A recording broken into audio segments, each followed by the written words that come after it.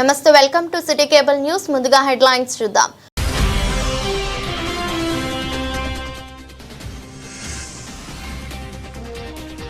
విద్య ద్వారా మాత్రమే పేదరికాన్ని నిర్మూలించవచ్చని వెల్లడించిన జిల్లా కలెక్టర్ సందీప్ కుమార్ ఝా.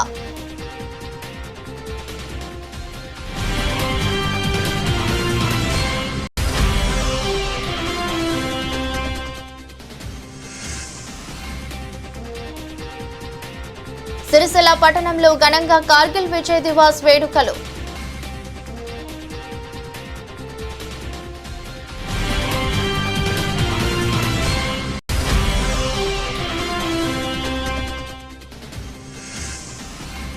శ్రీ హరిహరపుత్ర అయ్యప్ప స్వామి ఆలయంలో నిర్వహిస్తున్న ముక్కోటి కుంకుమార్చనలో ఉత్సాహంగా పాల్గొంటున్న సుహాసినిలు.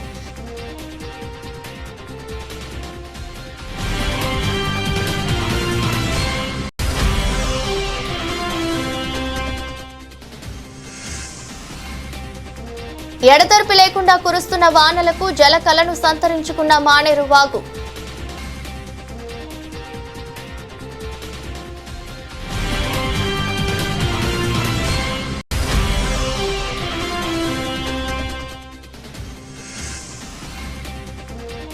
కోర్టు స్టేతో నిలిచిన పద్మశాలి సంఘం ఎన్నికలు. ఒకే వర్గానికి కొమ్ము కాస్తున్నారని నేతల ఆరోపణలు.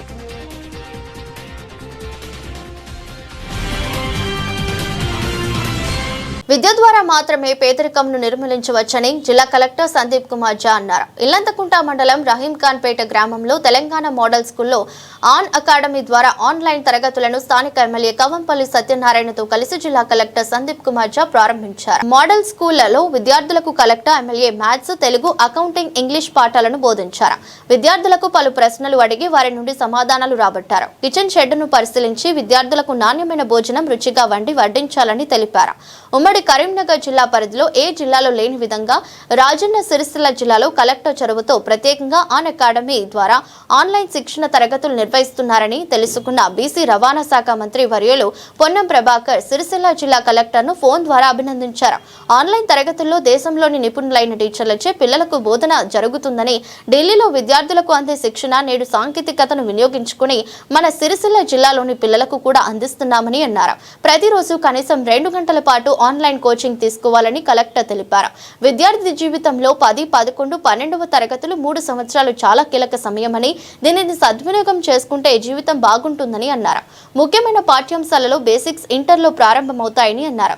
కాలిక్యులస్, ఆర్గానిక్ ఫార్మింగ్, ఎలక్ట్రో మ్యాగ్నెటిషియం వంటి ముఖ్యమైన పాఠ్యాంశాలను కాన్సెప్ట్ పక్కాగా నేర్చుకోవాలని అన్నారు. ఆన్లైన్ తరగతులలో మన సందేహాలను నివృత్తి చేసుకునే అవకాశం ఉందని, ప్రతి విద్యార్థి తమ సందేహాలను నివృత్తి చేసుకోవాలని కలెక్టర్ సూచించారు. విద్యార్థులకు ఏదైనా ఇబ్బందులు ఉంటే వెంటనే అధికారుల దృష్టికి తీసుకుని వస్తే సత్వరమే పరిష్కరిస్తామని కలెక్టర్ హామీ ఇచ్చారు. ప్రభుత్వం కల్పించిన ఆన్లైన్ తరగతులు, శిక్షణ సౌకర్యం విద్యార్థులు సద్వినియోగం చేసుకోవాలని కలెక్టర్ కోరారు. దేశం కోసం ప్రాణత్యాగాలు చేసిన సైనికుల వీర మరణమే కార్గిల్ యుద్ధ విజయమని పలువురు నాయకులు పేర్కొన్నారు. ఈరోజు సిరిసిల్ల పట్టణంలోని సాయినగర్లో గల కార్గిల్ లేక్ వైజయంతి యుద్ధ ట్యాంక్ వద్ద కార్గిల్ విజయ్ దివాస్ ఘనంగా నిర్వహించారు. ముఖ్య అతిథులుగా మిలిటరీ కమాండింగ్ ఆఫీసర్ మరియు కల్నల్ వి కృష్ణ, సుబేదార్ మేజర్ ఎస్ఎం సాగర్ సింగ్లు హాజరై మాట్లాడారు. కార్గిల్ యుద్ధంలో విరోచితంగా పోరాడిన సైనికుల త్యాగాలను చిహ్నంగా సిరిసిల్లకు యుద్ధ ట్యాంకును ఎన్నో వ్యయ ప్రయాసాలు కోచి తీసుకురావడం జరిగిందని మున్సిపల్ మాజీ చైర్మన్ ఆడేపు రవీందర్ పేర్కొన్నారు. అప్పటి కేంద్ర మంత్రి విద్యాసాగర్ రావు చొరవతో గవర్నర్ కర్నూలుకు లేఖ రాసి మున్సిపల్ ఆధ్వర్యంలో యుద్ధం తీసుకొచ్చినట్లు ఆయన తెలిపారు. పట్టణ సుందరీకరణలో భాగంగా వర్ధన్నకుంటకు కార్గిల్ లేక్గా నామకరణం చేసి ఇక్కడ యుద్ధ ట్యాంకును స్థాపించడం జరిగిందని తెలిపారు. ప్రతి సంవత్సరం యుద్ధ వీరులను స్మరించుకుంటూ కార్యక్రమాలు నిర్వహించడం ఆనవాయితీగా వస్తుందని వెల్లడించారు. దేశభక్తిని పెంపొందించే విధంగా యువత తయారు కావాలని పిలుపునిచ్చారు. కార్యక్రమంలో బీజేపీ నాయకులు, ఎన్సీసీ విద్యార్థులు పాల్గొన్నారు. ప్రతి సంవత్సరం 26 జూలై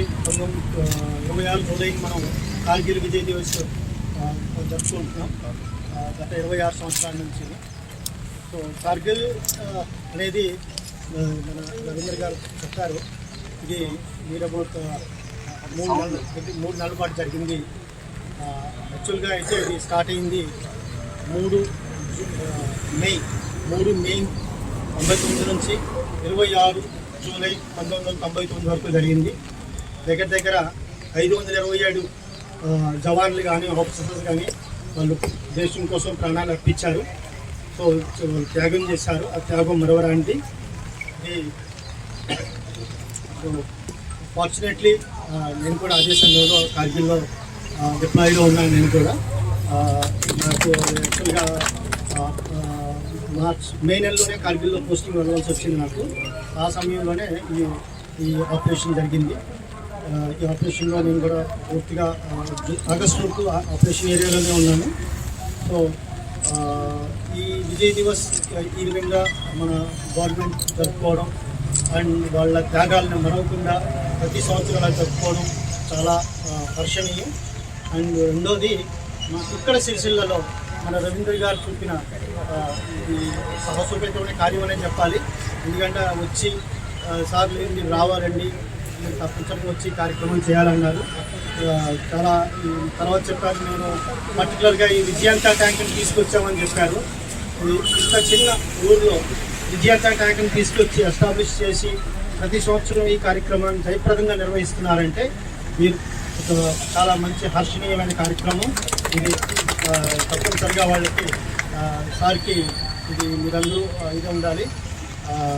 సో ఈ వేదిక మీద నాకు ఈ కార్యక్రమంలో నన్ను పిలిచినందుకు ధన్యవాదాలు తెలుపుకుంటూ మీ అందరికీ నమస్కారం. ఈనాడు ఇప్పుడు వాళ్ళ మిలిటరీ తనుండే మరి అలాగే ఇక్కడ ఉన్నటువంటి బ్రిగేడ్స్ ఎవరైతే ఉన్నారో మన సైన్యం ఏదైతుందో చాలా కష్టపడి ఆ రోజు మనకి కార్గిల్ విజయాన్ని సాధించి పెట్టిర్రు. మార్చ్ 1999 నుండి స్టార్ట్ అయినటువంటి ఏదైతే యుద్ధం ఉందో అది జూలై 26 వరకు కంప్లీట్ అయ్యి మన భారతీయ జెండా జాతీయ పతాకాన్ని అక్కడ ఎగరేయడం జరిగింది.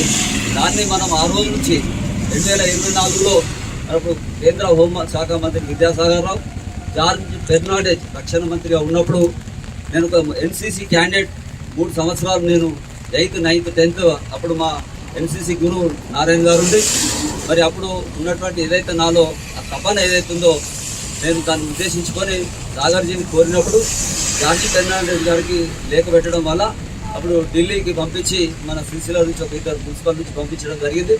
దీని ఒక వెయిట్ 40 టన్నులు ఉంటుంది. వారం రోజులు పట్టింది మనకి ఇక్కడ రావడానికి. తర్వాత ఈ బేస్ కట్టి అక్కడ మన దగ్గర అప్పుడు క్రేన్లు కూడా లేవు. ఎక్కడైతే కమలాకర్ వాళ్ళ అన్నతో మాట్లాడి అక్కడ మైనింగ్ ఏదైతే నడుస్తుందో అక్కడ ప్రత్యేకించి ఒక క్రేన్ తెప్పిస్తే దాదాపు గంట సేపు పట్టింది భూమి దుమ్ముకోవడం.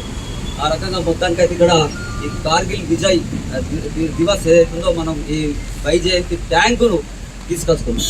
ఇందులో ముఖ్యంగా మనం ఈరోజు గమనించాల్సింది ఏంటంటే నేను పోయినప్పుడు వి కృష్ణ సార్ ఎవరైతే బ్రిగేడియర్ కల్నల్ సార్ ఎవరైతే ఉన్నారో అలాగే సాగర్జీ ఉన్నారు. వాళ్ళు ఒక విషయం చెప్పింది అనుకోకుండా హైదరాబాద్ వాసిని, నేను కూడా కార్గిల్ యుద్ధంలో పాల్గొన్నాను.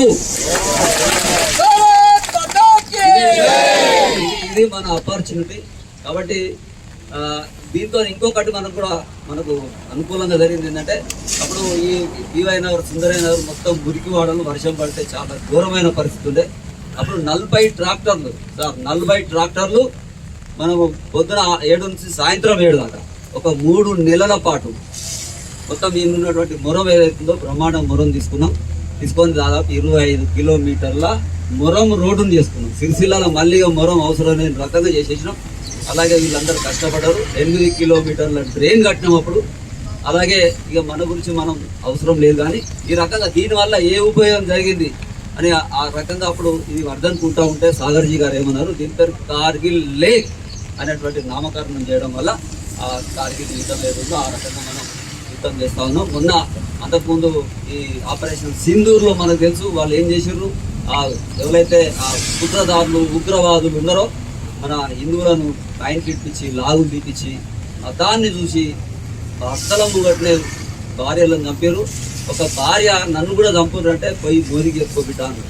మనకు ఏం జరుగుతుందో తెలుసు. ఓమికా సింగ్ అండ్ కురేషి వాళ్ళిద్దరు మహిళలు చూపెట్టినటువంటి సాహసం ఏదైతుందో అది సింధూర్ నిజంగా అది చెప్పుకోలేని విషయం మనకు. ఆ రకంగా మనకు పాకిస్తాన్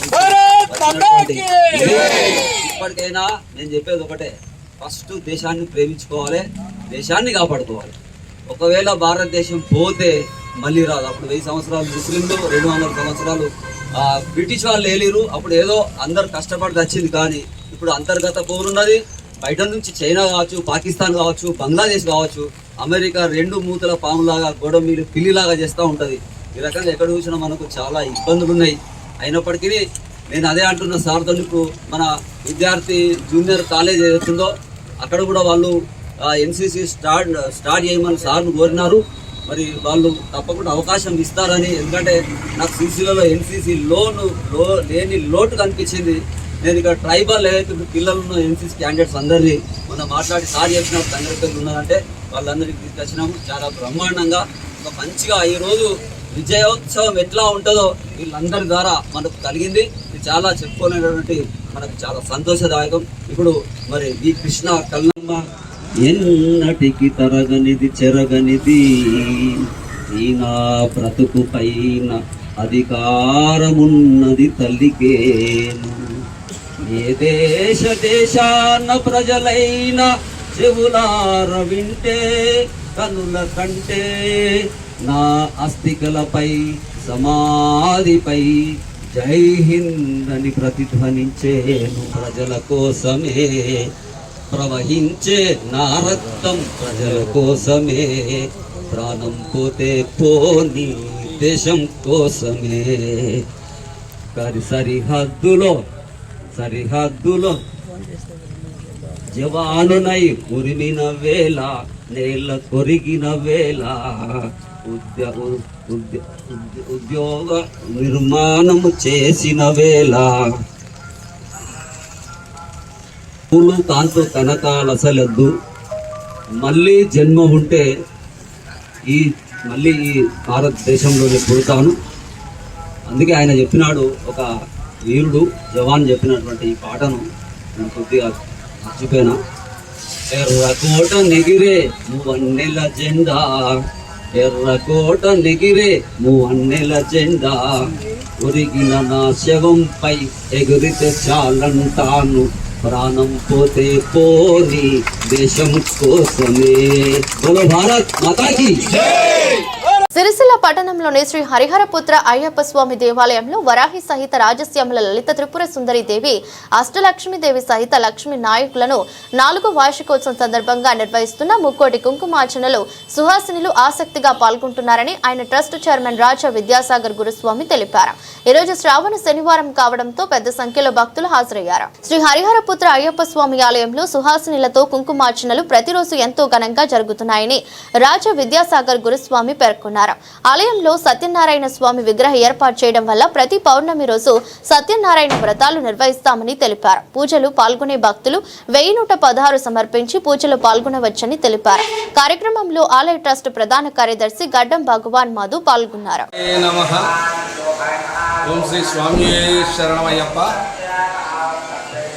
సంకల్పిత ముక్కోటి కుంకుమార్చనలో భాగంగా ఈరోజు 7వ రోజు సుమారుగా 650 మంది సువాసినులు కుంకుమార్చనలో పాల్గొన్నారు. ఈ రోజుతోటి 1,80,00,000 కుంకుమార్చన పూర్తవుతుంది.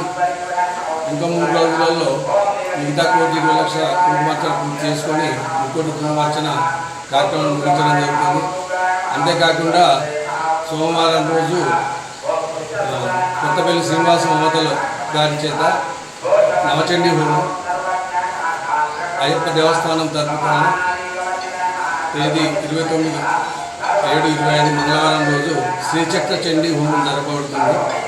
ఇటు కార్యక్రమంలో పెద్ద ఎత్తున మహిళలు పాల్గొనగలని కోరుతున్నాను.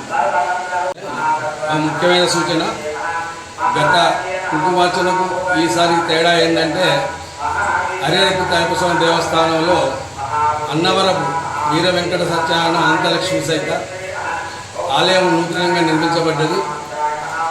ప్రతి పౌర్ణిమ రోజు కూడా ఇక్కడ నిర్వహించబడతాయి. పాల్గొని సత్యనారాయణ పూజలు నిర్వహించదలుచుకున్న వారు దేవాలయానికి 1000 పదాలు చెల్లించినట్టయితే సామాగ్రితో సహా దేవాలయం వాళ్ళు సమకూరుస్తారు. ప్రత్యేకంగా సత్యనారాయణ స్వామి ఆలయం ఉన్నందున ఈ శ్రావణ మాసంలో కానీ కార్తీక మాసంలో కానీ అందరూ సద్వినియోగం చేసుకొని సత్యనారాయణ పూజలు నిర్వహించుకొని స్వామివారి పాత్రకు కృపకు పాత్రలు కావాలని కోరుతున్నాను. గత వారం రోజుల నుండి ఎడతెరిపి లేకుండా కురుస్తున్న వానలతో ప్రజలు ఇబ్బందులు పడుతున్నారు. ఇంట్లో నుండి బయటకు రావాలంటే వానకు తడవాల్సిందేనని వెల్లడిస్తున్నారు. మానేరు నది జలకళను సంతరించుకుంది. గెరువు లేకుండా కురుస్తున్న వర్షంతో మానేరు వాగు నిండుకుండలా కనిపిస్తుంది. మహారాష్ట్రలో కురుస్తున్న వర్షానికి ఎగువ మానేరులోకి నీరు చేరడంతో పొంగి పొర్లుతూ సిరిసిల్ల మానేరు వాగు పరవళ్లు తొక్కుతుంది. బ్యాక్ వాటర్ తో కలకలలాడిన మానేరు వాగు కొన్ని రోజుల నుండి పూర్తిగా ఎండిపోయింది. ఇప్పుడు మోస్తారుగా వర్షాలు పడడంతో మళ్లీ వాగులోకి నీరు చేరి కనువిందు చేస్తుంది.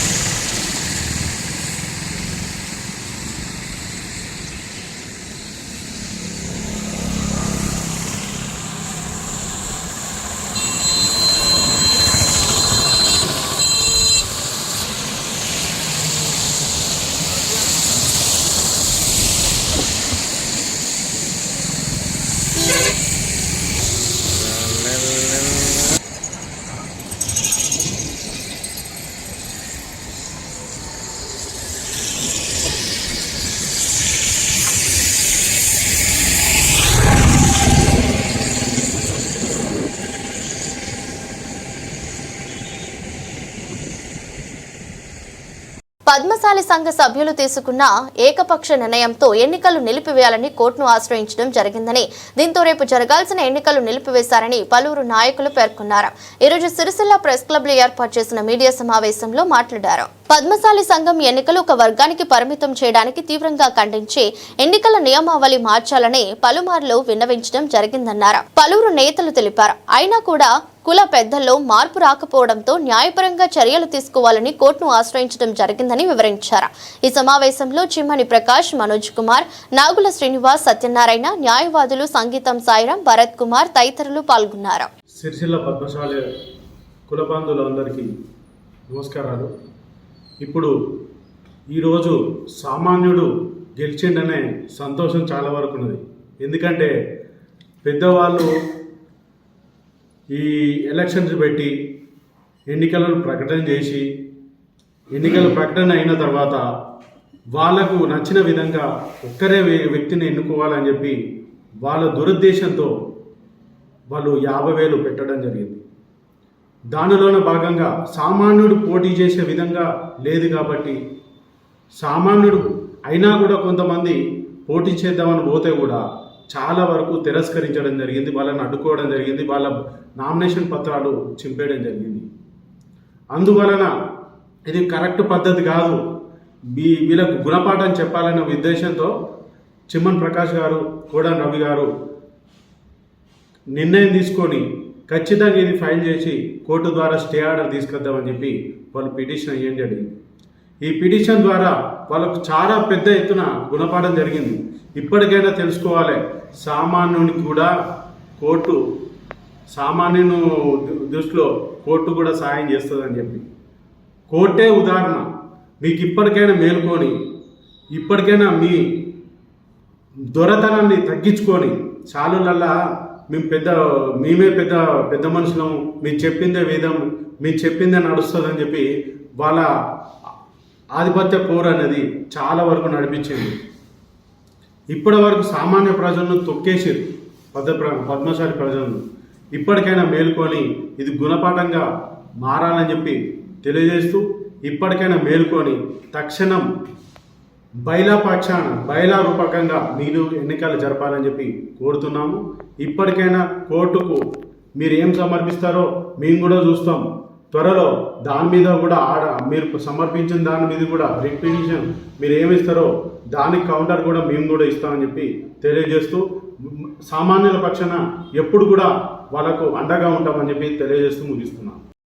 జై పద్మశాలి, జై మార్కండేయ, జై శ్రీరామ్. సిరిసిల్ల పట్టణ పద్మశాలి సోదరులందరికీ పేరు పేరున నమస్కారాలు. అయ్యా, మనము పద్మశాలి సంఘంలో 200 పెట్టి సభ్యత్వం తీసుకునే సభ్యులకే పరిమితం చేస్తున్నారు. ఇది కేవలం ఒక రాజకీయ డ్రామాగా నడిచింది. కేవలం మన పద్మశాలి ఎన్నికల షెడ్యూల్ ఎప్పుడైతే విడుదలైందో అప్పుడు సిరిసిల్లాకు కేటీఆర్ ఒక రోజు వచ్చి పూర్తి సమయం కేటాయించి పద్మశాలి సంఘం అనేది మన పార్టీ నాయకుల చెప్పు చేతుల్లోనే ఉండే విధంగా ఇక్కడ సిరిసిల్ల బీఆర్ఎస్ నాయకులకు నిర్మాణం చేసిపోయిండు. దానికి అనుకూలంగా సిరిసిల్ల పట్టణంలోని బీఆర్ఎస్ నాయకులు, పద్మశాలి నాయకులు ఒక గ్రూప్గా ఏర్పడి నామినేషన్లను ఎవరిని వేయనీయకపోవడం, నామినేషన్లు అడ్డుకోవడము, ఇది చాలా దురదృష్టకరము. నామినేషన్ అనేది ప్రతి సభ్యుడు నామినేషన్ వేయడానికి అర్హుడే అన్న సంగతి వీళ్ళు మర్చిపోయారు. కొందరు నాయకులు ఏ విధంగా తయారయ్యారు అంటే ఎలక్షన్ పెట్టడానికి 2 సంవత్సరాల నుండి నేను ఒంటరిగా అడుగుతున్నాను. దానికి ఎలక్షన్ ప్రకటించారని సంతోషపడాలా, బాధపడాలా తెలియడం లేదు. ఇటువంటి పరిస్థితుల్లో ఇవాళ సిరిసిల్ల పద్మశాలి సంఘం ఉన్నది. గుడిని కూల్చి 3 సంవత్సరాలు అవుతుంది. దాని నిర్మాణం ఊసే లేదు. కానీ వీళ్ళకు పదవులే ముఖ్యం. ఆ పదవులను విడిచిపెట్టాలంటే గుడి మేం కడతాం అనుడే తప్ప గుడి నిర్మాణం గురించి ఎన్నడూ పట్టించుకునేది నాతుడే లేడు. ఇష్టారాజ్యంగా వాళ్ళు మెసులుకుంటారు. ఏ పార్టీ అధికారంలో ఉంటే ఆ పార్టీలకు తొత్తులుగా వివరిస్తున్న ఈ పద్మశాలి నాయకులకు ఇప్పటికైనా జ్ఞానోదయం కలగాలని మార్కండేయ దేవుణ్ణి కోరుకుంటున్నా.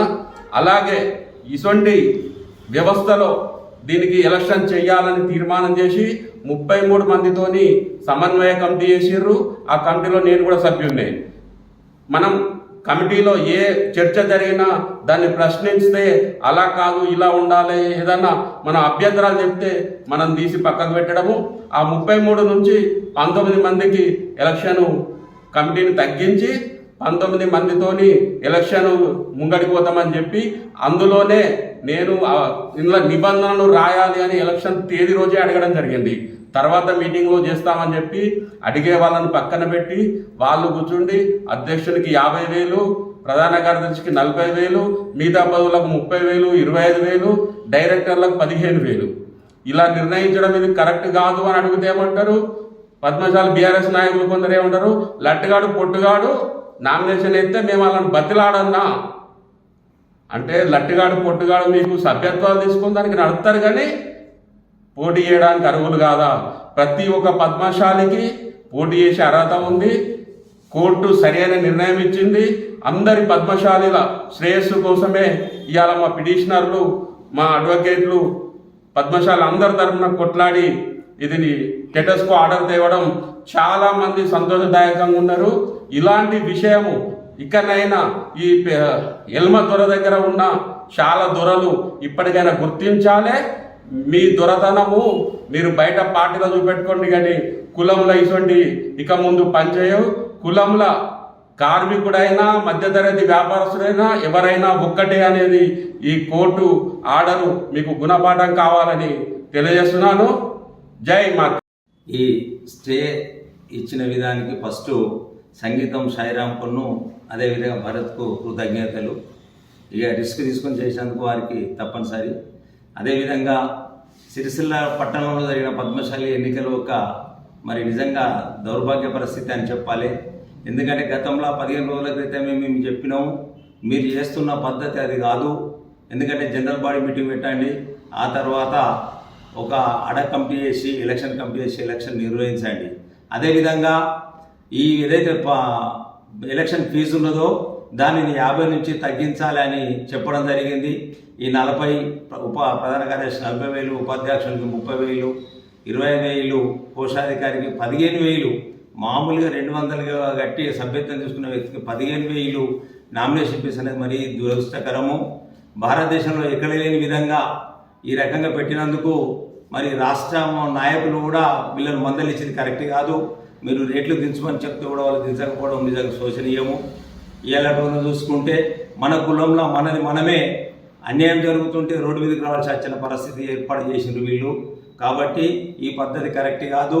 మేము ఒకటే కోరుతున్నాము, మనం చేసే పద్మశాలి సంఘం ఒక తీర్మానాలు న్యాయాలు ప్రతి ఒక్క పేదవాడి నుంచి వెళ్ళి అందరికీ అందుబాటులో ఉండాలని కోరుకుంటున్నాము. మరి ఈ కార్యక్రమము రాబోయే రోజుల్లో ఎలక్షన్లకు తీర్పు అది యథావిధిగా జరగాలి. ఎందుకంటే ఫీజులు తక్కువ చేసి అందరికి అందుబాటులో ఉండే విధంగా ఎలక్షన్ చేయాలి. మరి అదేవిధంగా మా కమిటీ కూడా అందరూ చాలా రిస్క్ తీసుకొని దీన్ని చేయడం జరిగింది. ఇక ముందు ఏసొంటి దానికైనా మేము ముందుకు పోతామని సందర్భంగా చెప్తున్నాం.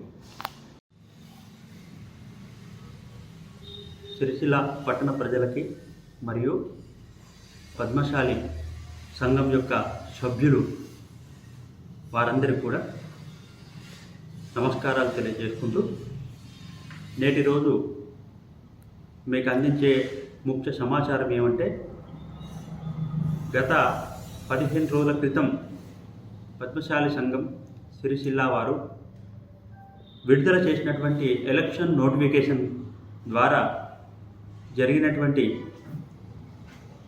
పద్మశాలి సంఘం యొక్క సభ్యులకు జరిగినటువంటి నిరాధరణ ఏదైతే ఉందో దాన్ని కోర్టులో పిటిషనర్గా శ్రీ చిమ్మన్ ప్రకాష్ గారు, కోడం రవి గారు గౌరవ జిల్లా కోర్టులో పిటిషన్ వేయడం జరిగింది, దావా వేయడం జరిగింది.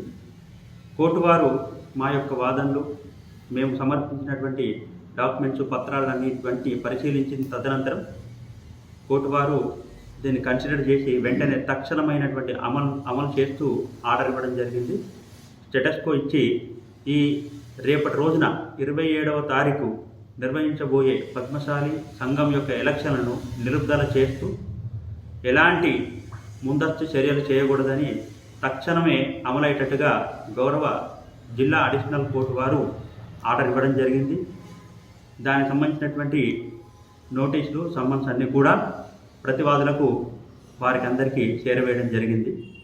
కావున ఈ ప్రెస్ మీట్ ద్వారా మేము తెలియజేస్తున్న విషయం ఏమంటే, దాదాపు 9,500 మంది సభ్యత్వంతో కూడినటువంటి పద్మశాలి సంఘం యొక్క సభ్యుల యొక్క మనోభావాలకు ప్రతీకగా సంఘం విచ్చలవిడిగా తీసుకున్నటువంటి నిర్ణయాన్ని ఖండిస్తూ ధర్మబద్ధంగా ఈ ఎలక్షన్లను ఆదర్శవంతంగా నిర్వహించాల్సింది పోయి ఒకే వర్గానికి అనుకూలంగా మలిచినట్టుగా ఈ ఎలక్షన్స్ జరుగుతూ రావడం అనేది చాలా బాధాకరం. దానిపైన కోర్టు వారు తక్షణ చర్యలు తక్షణంగా ఆర్డర్ ఇవ్వడం అనేది చాలా మంచి విషయం. ఈ విషయాన్ని ప్రెస్ ద్వారా మేము పట్టణ ప్రజలకు అలాగే పద్మశాలి సంఘం యొక్క సభ్యులందరూ కూడా తెలియజేయడం జరుగుతుంది. ఈ అవకాశం మాకు కూడా గొప్ప విషయం. ఎందుకంటే మా లీగల్ టీం అలాగే నాతో పాటు మా సోదరుడు భరత్ మేమందరం కూడా చక్కగా కోర్టు వారికి విన్నవించుకోవడం, కోర్టు వారు దాన్ని కన్సిడర్ చేసి మనకి తక్షణమే ఆర్డర్ ఇవ్వడం అనేది చాలా గొప్ప విషయం. కావున సిరిసిల్ల పట్టణ ప్రజలందరూ గమనించవలసింది ఏమంటే, రేపు జరగబోయే ఎలక్షన్స్ నిలుపుదల చేయడం జరిగింది. ఇక ముందు వాయిదాలో దానిపైన కోర్టులో విచారణ జరుగుతుంది. కావున గమనించగలరు. వార్తలు ముగించే ముందు మరోసారి హెడ్లైన్స్.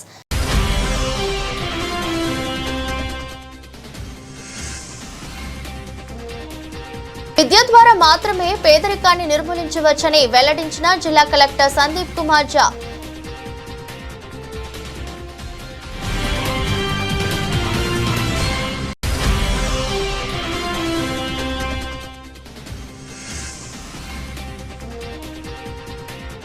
సిరిసిల్ల పట్టణంలో ఘనంగా కార్గిల్ విజయ్ దివాస్ వేడుకలు.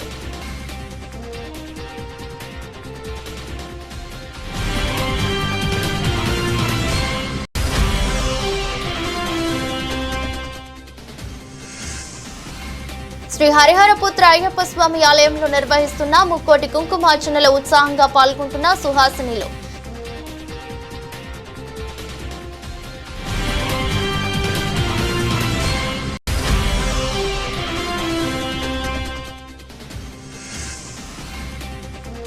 ఎడతెరిపి లేకుండా కురుస్తున్న వానలకు జలకళను సంతరించుకున్న మానేరు వాగు.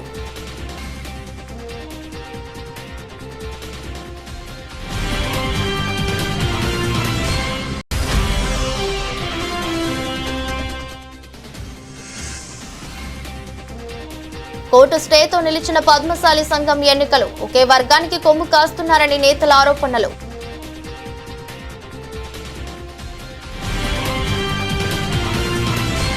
ఎదురస్ట్ బులెటిన్ మరో బులెటిన్లో మళ్ళీ కలుద్దాం. అంతవరకు సెలవు. నమస్కారం.